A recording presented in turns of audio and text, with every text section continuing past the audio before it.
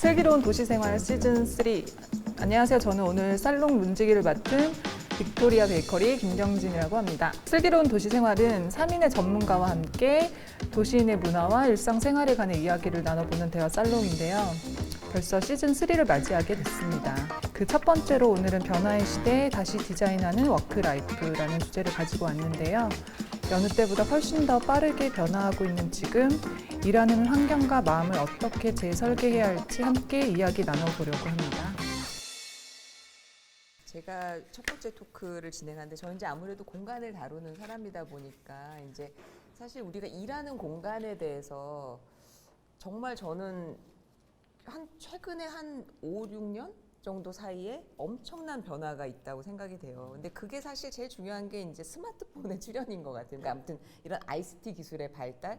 그러니까 저희가 이제 오피스라는 게 되게 오래전부터 있었을 것 같은 공간 형식이지만 사실 100년 정도밖에 안 됐어요. 오피스라는 게 우리가 많은 사람들이 한 공간에 모여서 일하기 시작한 게 1900년대 들어오면서부터거든요. 그전에는 뭐 약간 그 셜록 홈즈 보거나 아니면 저희가 그거 보셨을지 모르겠지만 저희 어렸을 때 뭐 크리스마스 캐롤 이런 영화도 크리스마스에 늘 보고 그랬는데 그때 뭐 스크루지 영감이 자기 조카인가 이렇게 불러다가 그 막 주판 튀기면서 일하고 그러니까 이제 개인 사업자가 이제 사업의 영역이 작으니까 그냥 자기를 도와줄 회계사나 이런 사람들 한 명 불러다가 이제 자기 집에다 방 하나를 꾸며놓고 이렇게 일하던 형식이었다가 한 1900년대 들어오면서 철도랑 통신이 발달하고 그러면서 이제 대규모 오피스들이 도시에 집중돼서 만들어지기 시작했거든요. 그래서 처음에는 오히려 오픈 오피스였어요. 그런 사진 흑백 사진 보셨을지 모르겠지만 엄청 큰 공간에 빽빽하게 지금 약간 콜센터 같은 그런 간격으로 쫙 사람들이 앉아있고 뭐 타자기 치고 막 이렇게 일하는 그런 모습들 사진 보셨을 텐데 그런 업무 공간의 모습이다가 한 60년대인가 70년대 들어오면서 이제 그 큐비클 사무실이라고 그러죠. 지금 뭐 매트릭스 다 보셨죠. 그런데 보면 거기 주인공 처음에 이렇게 막 도망다니는 오피스 같은 거 이제 파티션들 있는 이제 그런 오피스가 등장한 게 뭐 7, 80년대 들어서예요. 그래서 이제 그게 개인의 프라이버시도 존중해주고 개인이 굉장히 집중해서 생산성을 높일 수 있는. 근데 이제 그거는 굉장히 개인이 혼자서 하는 일이 많았던 시대였던 거죠. 업무의 성격 자체가. 근데 이제 지금 2000년대 들어서서는 그거보다는 굉장히 다양한 아이디어를 서로 나누고 창의성이 중요해지고 협업이 되게 중요해지고 그러면서 다시 파티션을 걷어내는 일들이 시작돼서 오픈 오피스로 가면서 최근에 이제 기술이 발달되니까 그냥 꼭 한 자리에 모여서 일을 안 해도 되게. 게다가 올해는 저도 그걸 많이 경험했는데 코로나까지 있다 보니까 재택근무와 우리가 되게 먼 거리에서도 예전엔 저희도 뭐 어떤 다른 회사랑 뭐 합사를 하고 협업을 한다 그러면 합사를 해서 하거나 꼭 그래야 되는 줄 알았어요. 근데 요번에 저도 그런 경험을 한 게 이제 3, 4월 정도에 현상 설계를 하나 다른 회사랑 협업으로 진행했는데 늘 마지막 한 2주 정도는 같이 합사해서 결과물을 만들어냈었거든요. 근데 이제 그때 코로나에서 우리 그러면 이제 줌이란 것도 이용해서 회의도 하고 그러니까 화상회의를 쉽게 할 수 있으니까 한번 버틸 때까지 버텨보자. 각자 오피스에서 이제 파일만 어떻게 웹 서버들도 있으니까 공유하고 그렇게 한번 해보고 정 안 되면 그때 가서 합사를 하자 그랬는데 끝까지 아무튼 성공적으로 합사를 하지 않고 현상 설계를 마감을 했어요. 뭐 그래서 그런지 당선은 안 됐습니다만 아무튼 이렇게도 할 수 있구나라는 걸 알게 된 게 되게 저는 좋았고 되게 중요하다고 생각했고 그러면서 이제 앞으로 아직은 아니지만 이제 직원들하고도 어떤 저희 설계가 이렇게 단계가 있거든요. 계획 설계, 뭐 상세 설계, 실 설계 이렇게 단계가 있는데 어떤 과정에서 꼭 모여서 일해야 될 단계가 아직은 있다고 생각하는데 아닌 때는 그냥 사실 원하는 친구들은 재택을 할 수도 있고 그때 이제 코로나 한참일 때도 3, 4월쯤에 저희가 재택근무를 했는데 또 반면 몇 명 친구들 그냥 나오더라고요. 집에서 일 안 된다면서. 그래가지고 그냥 굉장히 자유롭게. 근데 저도 그때 그걸 경험하면서 약간 이제 고용주로서 직원들이 내 눈앞에 안 보이면 좀 불안했다가 그 코로나 때문에 억지로 그런 상황을 겪게 된 거잖아요. 그러고 났더니 제 스스로가 그것이 약간 노연한 오히려 좀 내가 내 회사로부터 자유로워진 느낌 그런 걸 좀 받았어요. 근데 직원들이 그냥 막 이렇게 어디 가서 일하고 그냥 뭐 카톡으로 메신저로 뭐 업무들 보내고 그래도 그게 그냥 받아들여지는 이 친구가 지금 여기서 뭐라고 해서 이런 의심을 안 하는 그래서 오히려 저는 되게 좋았어요. 올해의 경험들이 제가 자유로워진 느낌을 받아서 되게 좋았고 앞으로도 그래서 약간 일하는 공간과 또 그 방법과 이런 것들이 굉장히 나를 중심으로 기술이 발달해서 나를 중심으로 나의 워크라이프나 그 장소들이 내가 주체적으로 좀 주도적으로 만들어 나갈 수 있는 시대가 열릴 텐데 그랬을 때 그게 개인한테 다 아까 한지님께서 말씀하신 다 좋지는 않을 수도 있어요. 그러니까 사실 사람은 약간의 규율 같은 게 흔들리는 무너지려는 나를 잡아주는 것도 있잖아요. 저희도 맨날 데드라인은 나의 영원한 그 모티베이션을 주는 거다. 그리고 그 영감을 준다. 데드라인이 나의 굉장한 영감의 원천이다. 이런 얘기 하거든요. 막 글도 안 써주고 그러다가 내일이 데드라인이면 갑자기 막 글이 써지잖아요. 그런 것처럼. 그래서 약간은 저는 개인들한테도 이제 그런 회사의 규율에 대한 그게 필요한데 그것들을 이제 회사와 개인이 굉장히 잘 접점을 만들어 나가야 되고 이렇게 같이 모여서 일하는 시간이나 장소에 대한 교집합은 분명히 필요할 거라고 생각하고요. 왜냐하면 사람은 결국은 저도 재택근무도 예전에 그 직원으로 일할 때도 해봤었는데 결국 그 사람들이 어떤 한 장소에 모여서 다른 사람 자기의 동료들한테 배우는 게 엄청 많아요. 사실 일할 때 보면은.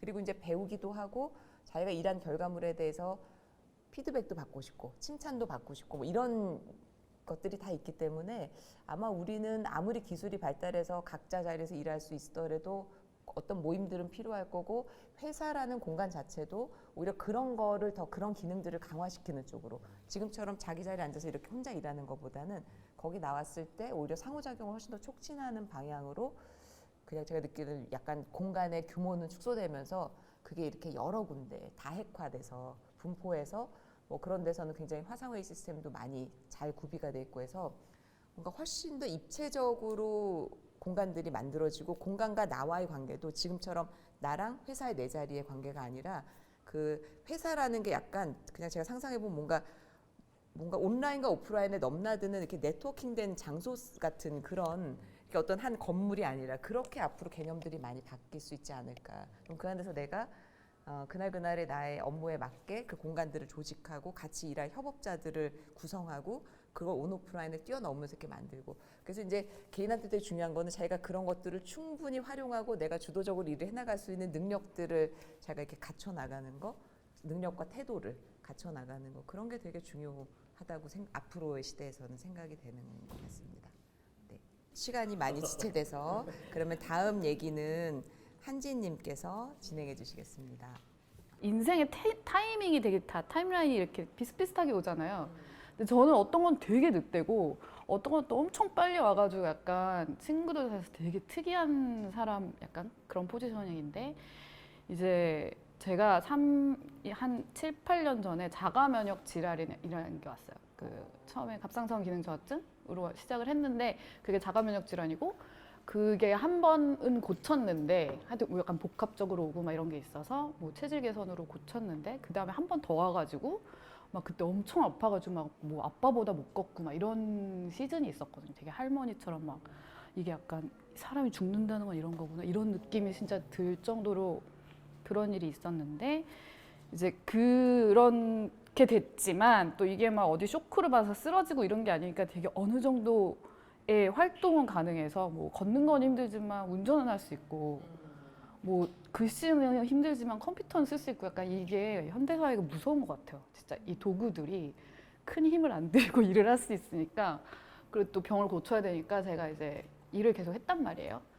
근데 일을 하는데 전에는 이만큼의 일을 해서 막 이만큼 성과를 내야지 했던 것들이 이제 아프니까 되게 클라이언트 중에 내가 나를 덜 아프게 할 사람들을 골라서 일을 하게 되더라고요. 그래서 그 클라이언트들과의 이야기가 이 책에 들어있는 건데 그래서 그 일단 클라이언트를 만나게 되는 그 계기부터도 좀 저의 상황상으로 좀 선별이 되었었고 그 일을 하는 과정도 뭔가 어긋나는 것들이 있어도 저도 좀 내려놓게 되고 일단 그분들도 되게 좋은 분들이시니까 이게 맞춰가는 과정에서 좀 깨달은 바가 있어서 막 글을 쓰고 또 이게 좀 친구들보다 일찍 아프다 보니까 보통 40을 기점으로 아프다고 하잖아요. 근데 이제 그 조금 더 일찍 아프니까 친구들한테 경고하는 마음으로 이런 일이 있을 수 있다 막 이러면서 그런 마음을 좀 책을 썼는데 딱 뒤돌아보니까 이 일들이 하고 있는 말들 그리고 그 일들을 내가 어떻게 해낼 수 있었나를 생각을 해보니까 되게 공통점이 있더라고요. 그래서 그 공통점이 뭐냐면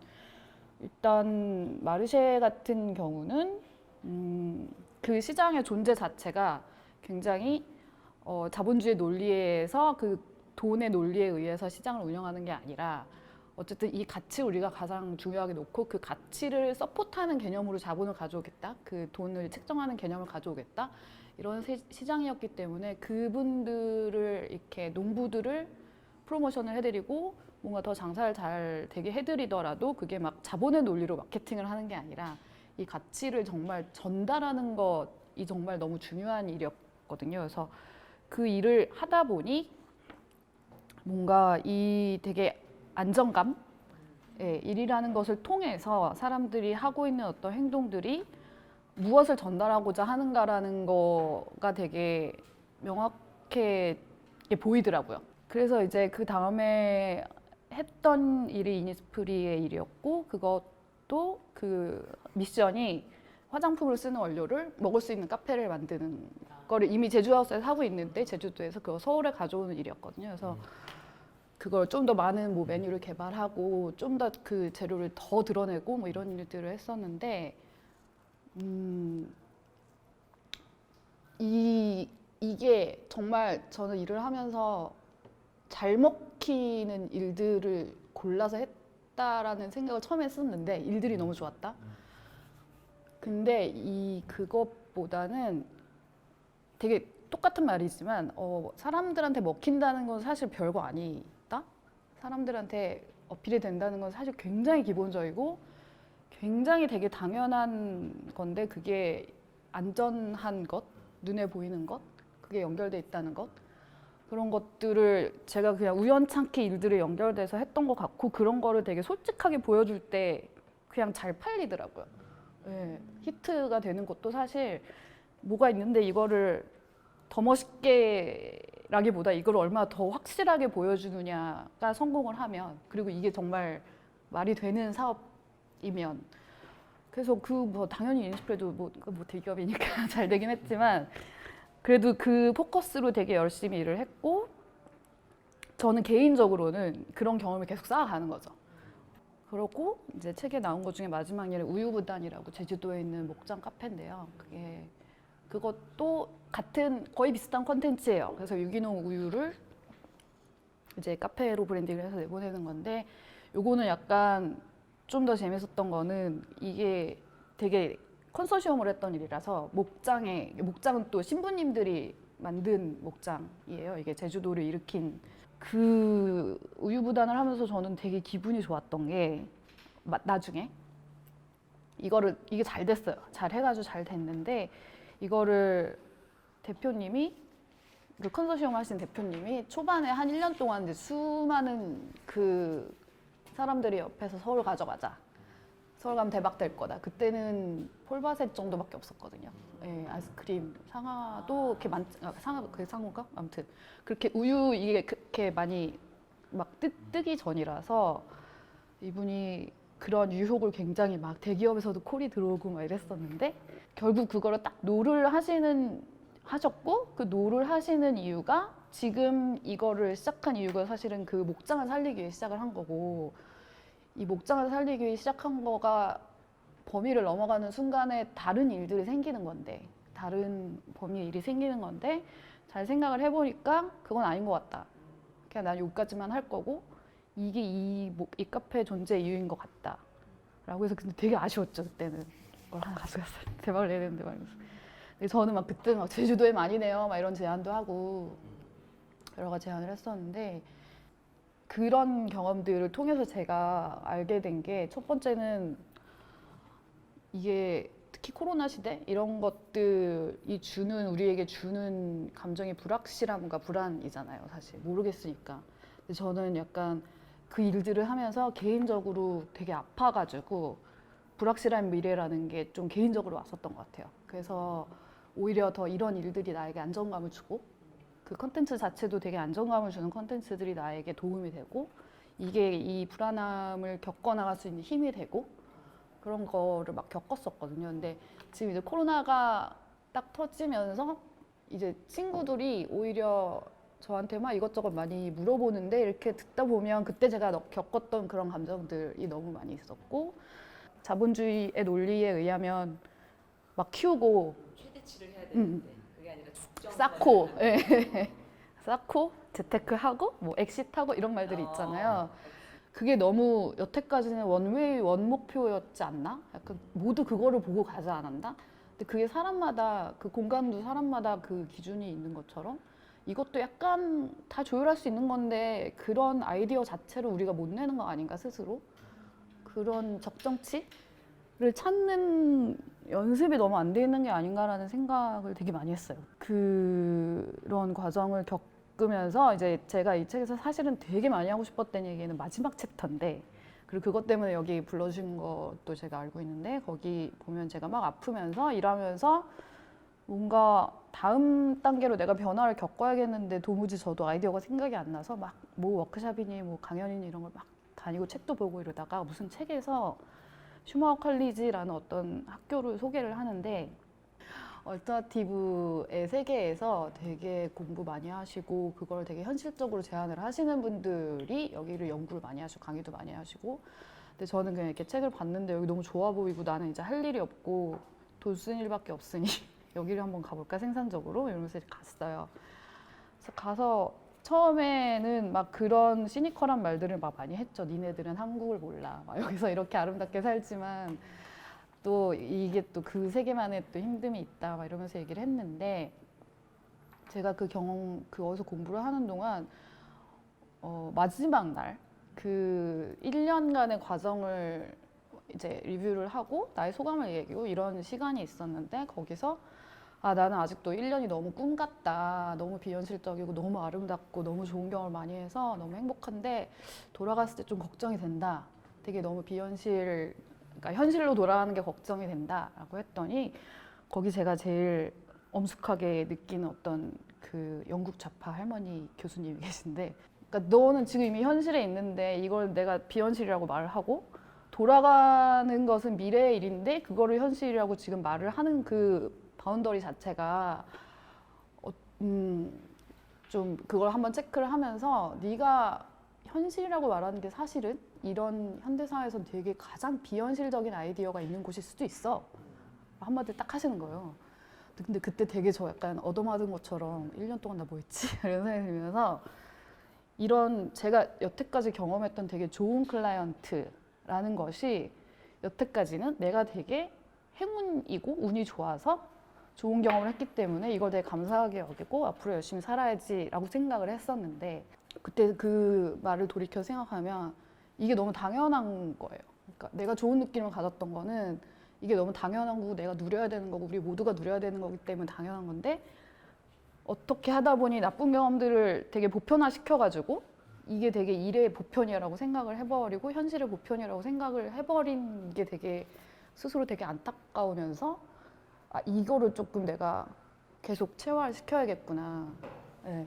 그런 생각을 되게 많이 하면서 하면서 그거를 이제 그 이후로 제가 제 일하는 워크라이프에 적용을 하려고 되게 노력을 하고 있거든요. 그래서 사실 그 이제 손을 잡는 브랜딩이라는 그 앞에 손을 잡는이라는 게 제가 어쨌든 느꼈던 가장 좋은 기분은 안전한 기분, 그 안전한 기분이라는 마음이라는 것은 사람들이랑 여럿이 연결되었을 때 느꼈었고 그리고 그것이 되게 불확실한 미래에 대한 나에게 대안이 되어 주었고 그렇기 때문에 그것을 계속 해 나갑시다라는 말을 하고 싶어서 이제 책을 썼었어요. 그래서 그런 의미에서 어떤 오히려 이런 제한 안에서 되게 좋은 아이디어와 나에게 맞는 되게 현실적인 비현실적인 뭐 이거는 이제 말 장난이긴 한데 좋은 삶이라는 것을 이번 기회에 디자인을 할 수 있지 않을까라는 얘기를 좀 많이 하고 싶더라고요. 네. 네, 그러면 세 번째 토크로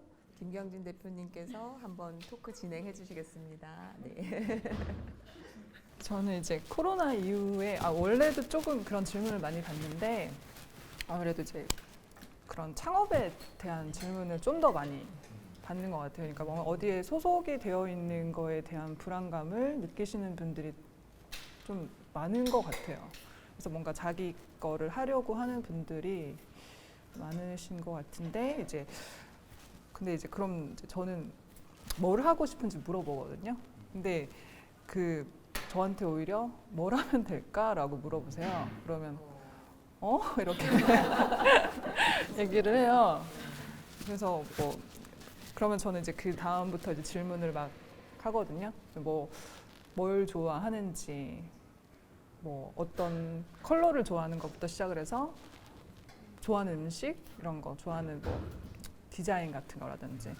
그럼 대부분 선뜻 대답을 잘 못 하시거든요. 뭐 카페를 한다 그러면 좋아하는 카페는 있어? 아니면 뭐 빵집을 한다 그러면 뭐 맛있는 빵, 좋아하는 빵은 있어? 이렇게 하면 대답을 잘 못 해요, 정말로. 이제 근데 이제 뭘 하고는 싶은데 뭘 할지를 모르는 사람들이 대부분 많이 그렇게 물어보는 것 같아요. 그러니까 하고 있으니까 너는 알지 않을까? 내가 뭘 하고 싶은지를. 근데 이제 그런 뭘 하고 싶은 거를 모르는 분들은 이런 보여지는 자극들에 대해서 좀 많이 흔들림이 있는 것 같아요. 그러니까 뭐 이게 좋아 보이고 아 그럼 이거 하고 싶다라는 생각이 들고 그래서 뭐 뭔가 사업적인 조언을 물어보는 게 아니라 그냥 단순히 자기가 뭘 하고 싶은지 몰라서 물어보는 분들이 정말 많더라고요. 근데 이제 세상에는 진짜 멋진 것들이 너무 많잖아요. 그리고 요즘 시대는 그런 SNS를 통해서 굉장히 쉽게 접할 수 있고 어떤 경험을 하지 않고 접할 수 있는데 그냥 그 정말 근데 그 많은 멋진 것들을 다 내 것으로 만들 수는 없으니까 그 많은 멋진 것들 중에서 내가 선호하는 거, 내가 좋아하는 거, 나의 취향을 찾는 게 중요하다라고 생각을 하거든요. 어떤 거가 나다운지를 끊임없이 이제 생각하고 그거를 이제 연구하고 그리고 발견하는 그런 연습이 저는 필요하다고 생각하거든요. 먼저 어떤 거를 뭔가 시작을 하기 전에.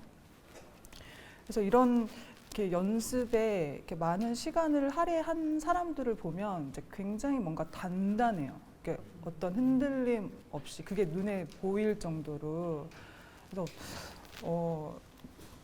그래서 그런 사람들 보면 어떤 새로운 아무리 자극을 받아도 그거를 그대로 그냥 이게 좋은가 저게 좋은가 흔들리지 않고 그대로 흡수하는 게 아니라 그냥 진짜 자기 또 그 새로운 것들을 또 자기 걸로 이렇게 만드는 그런 능력을 이렇게 발휘하는 것 같거든요. 그래서 이런 취향들이 결국은 이제 나라는 사람을 구성을 하게 되는 거고 그런 불안감을 좀 많이 사라지게 하는 것 같아요. 그래서 취향이 이제 확고하다는 것은 어떻게 보면 내가 하고 싶어 하는 거, 내가 가고자 하는 길이 정해져 있다라는 것 같은 생각이라고 저는 생각하거든요. 대표님은 궁금한 게 네네. 그 취향이 내가 되게 확고해진 어렸을 때부터 그랬나 아니면 어느 순간 그런 걸 좀 이렇게 그런 자각 같은 거를 갖게 되신 계기가 있었나요? 저는 원래는 하고 싶은 게 없었어요. 그래서 32살에 제가 일본으로 어학으로 유학을 갔었는데 그 어학으로 간 것도 사실은 하고 싶은 게 막 그냥 뭔가를 차라리 배우려고 간 거면 어떤 뭐 기술적인 거라든지 그게 아니라 그냥 일본의 문화라든지 그냥 일본 책, 뭐 영화 이런 게 좋아서 그냥 그 일본말을 배우고 싶은 거예요. 그래서 그냥 간 거였었거든요.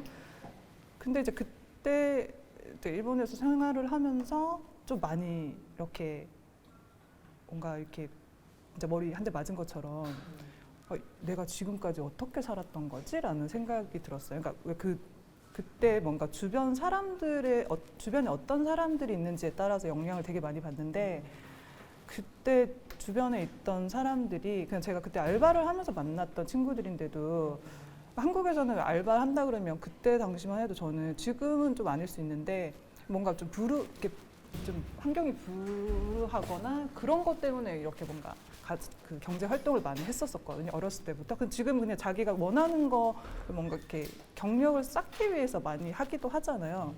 근데 그때는 알바를 한다 그러면 아르바이트를 한다 그러면 그냥 집이 좀 어려운가 보다 이런 생각을 좀 했었어요.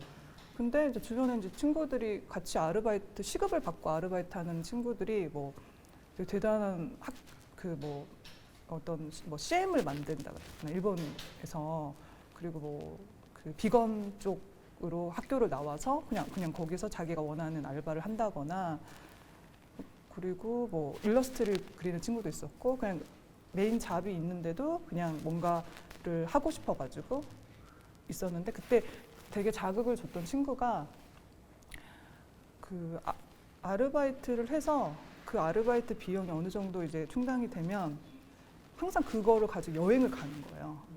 그리고 거기서 여행을 하고 또 이제 돈이 떨어지면 들어와서 또 아르바이트를 하고. 그때 좀 되게 충격이었어요. 이 사람은 어떻게 이런 거를 미친 듯이 이렇게 좋아할 수 있지? 이런 것들. 그때 좀 저도 내가 뭘 이렇게 미쳐서 좋아할 수 있지? 라는 생각을 좀 많이 했던 것 같아요. 이제 그게 어떻게 되게 우연찮게 그 친구가 베이킹을 해가지고 그 친구한테 이제 아름아름 수업을 들었는데 제가 막 밤을 새서 막 케이크를 굽고 막 그러는 거예요. 그러니까 그렇게 미쳐서 뭔가를 해본 일이 처음이었던 거예요. 그래서 그때부터 좀 이렇게 좀 많이 생각도 그렇고 어떻게 좀 살아가야 되고 어떤 거를 중요시하고 어떤 거를 또 연연하지 말아야 되는지 그런 것들 좀 많이 생각하게 된 계기가 됐던 것 같아요. 이제 도시 속 사람을 잇는 본격 대화 살롱 슬기로운 도시생활 마지막으로 각자의 비망록을 열어볼 시간인데요. 오늘 느끼신 소감을 한 분씩 나눠볼까요? 저도 오늘 사실 살짝 걱정한 건데 약간 오늘 밀레니얼 세대까지 있으신데 약간 세대차 때문에 내가 너무 고리타분한 얘기를 하게 되지 않을까 그런 우려를 했는데 의외로 우리가 되게 비슷한 동시대적인 감각을 가지고 일에 대해서나 이렇게 같은 고민들을 가지고 가고 있구나 그런 데서 좀 많은 위안을 받은 것 같고요. 우리가 직업을 통해서 생계 유지가 1번의 목적이긴 하지만 그걸 통해서 사실 세상과 관계를 맺는데 너무 중요한 게 직업인 것 같아요. 제 삶을 돌아봐도 직업을 통해서 많은 분들을 만났고 직업이 그래서 우리가 뭐 애증의 관계 같긴 하지만 직업을 통해서 우리의 삶이 더 풍부해지는 건 확실한 것 같고요. 그게 이제 슬기로운 워크라이프를 각자가 이렇게 아까 한진님 말씀하신 자기를 잘 알고 또 자기 취향도 잘 알고 그래서 워크라이프 밸런스를 맞춰가는 그런 게 우리가 만들어 나가야 되지 않을까 이렇게 생각을 합니다. 네, 오늘 아주 재밌는 시간이었습니다. 제가 제일 마음속 깊이 가지고 있는 저의 그 약간 그 디스플린 같은 게 노 저지먼트라는 말이 있는데 이게 판단하고 평가하고 이 취향 같은 거 얘기할 때도 사실 아까 말씀하신 것처럼 누군가의 평가를 받을까봐 약간 고민이 되고 정체성도 평가를 받을까봐 걱정이 되고 그러니까 이 워크라이프 디자인이니 뭐 이런 것도 잘 안 되지만 사실 그거 하나만 되게 내려놓으면 되게 홀가분하게 모든 거를 다시 시작할 수 있는 그게 되게 어려운데 사실 그거를 조금 시청자분들께서 한번 연습을 해보셨으면 좋겠다라는 말씀을 하고 싶었고 그런 의미에서 이런 오픈 마인드로 대화하는 게 너무 좋았고 이런 일들이 되게 많이 생겼으면 좋겠다. 이것도 자체도 되게 다육화돼서 이런 대화들이 많이 생겼으면 좋겠다라는 생각이 오늘 많이 들었습니다. 감사합니다. 계속 끄적끄적 막 많이 썼는데 뭘 썼나 계속 봤더니 거의 몇 페이지마다 좀 경계라는 얘기를 계속 썼던 것 같아요. 약간 주제마다 그런 경계라는 얘기를 썼는데 일단 본인이 하고 싶은 거고 지키고 싶은 거를 뭔지 알았을 때 어떤 경계가 느슨하게라도 생길 거고 그때서야 이게 뭐 커지든 좁혀지든 할 것 같은데 그게 아닌 상황에서의 열심히 일을 하거나 달려간다는 거는 마치 그러니까 우주를 비행하는데 멀리는 가는데 비행하는 게 아니라 표류하고 있을 수도 있다라는 생각이 드는 거죠. 그러니까 일단은 그 경계를 작든 넓든 좁든 넓든 간에 좀 만들어 보는 게 그 경계가 얼마만큼 강하던 아주 얇은 선이라도 만들어 놓는 게 굉장히 중요하지 않을까라는 생각을 오늘 계속 말씀 나누면서 그 생각이 들었던 것 같습니다. 오늘 몇 가지 공통된 이야기들이 계속 이렇게 공유되고 이렇게 공감이 가는 것 같아요. 저도 나다움에 대한 이야기가 가장 좀 공감이 많이 갔어요. 그리고 좀 부캐란 얘기 많이 하잖아요. 일이 너무너무 인생이 중요한데 일 말고도 너무너무 중요한 것들 많다고 생각하거든요. 삶에서요. 한 부분을 차지하는 이 일 중요한 일을 어떤 캐릭터로 나는 해나갈 거냐 이 정리를 하는 게 좀 중요할 것 같아요. 그러면은 피고용이든 고용이든 간에 내가 뭘 요구하고 뭘 추구해야 될지 요즘은 요구가 가능한 사회가 됐잖아요. 네, 그거를 할 수 있을 것 같다는 생각이 들어요. 그래서 오늘 이야기를 하면서 나는 앞으로 어떤 나다움을 가지고 뭔가 추구해 갈지 이런 부분들을 계속 생각하게 되고 조금 더 심도 있게 고민을 해야 되지 않을까라는 생각을 하게 됐습니다. 오늘 좋은 말씀 해주셔서 너무 감사합니다. 감사합니다. 수고하셨습니다.